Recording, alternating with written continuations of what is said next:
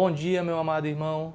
Estamos mais um dia aqui juntos, refletindo sobre os nossos medos e como nós podemos, segundo a palavra de Deus, vencer os nossos medos.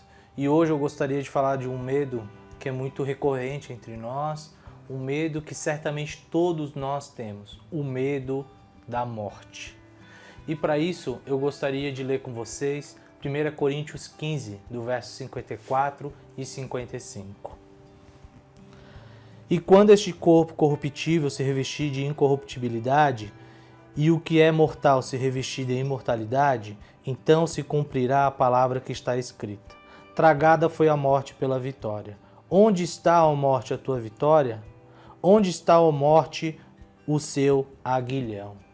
Meus irmãos, é muito comum entre nós termos medo da morte. Pensarmos quando vamos morrer, como iremos morrer. Isso certamente está presente em todos nós. Mas a Bíblia fala que a morte ela foi vencida. Nós não fomos criados para morrer, mas o salário do pecado é a morte. Mas Jesus Cristo, ele ressuscitou e venceu a morte. E nos deu essa garantia, essa esperança viva de que um dia seremos ressuscitados com Ele e viveremos eternamente com Ele, se cremos que Ele é o nosso Salvador e Senhor.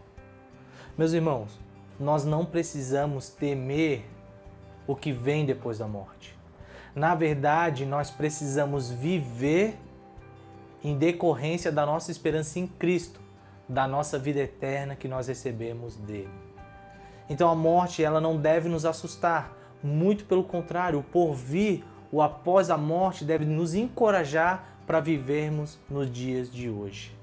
Jesus ele morreu a nossa morte para que nós possamos viver a sua vida. Nós devemos depositar então toda a nossa esperança em Cristo e na vida eterna que temos com Ele. Meus irmãos, quando você pensar na morte, se você tem vivido dias sombrios nesse sentido, vendo a morte em todo lugar, pense nas coisas celestiais. Renove a sua mente com a palavra de Deus e pense na vida eterna que você tem. Deposite essa ansiedade sobre o nosso Senhor. Deposite esse medo sobre Cristo e você será lembrado, através das Escrituras, que Cristo venceu a morte. Por isso que o apóstolo Paulo pergunta: onde está a tua vitória, morte? Onde está o teu aguilhão? Não existe mais, porque Cristo venceu a morte. Ele ressuscitou. Ele é a nossa esperança.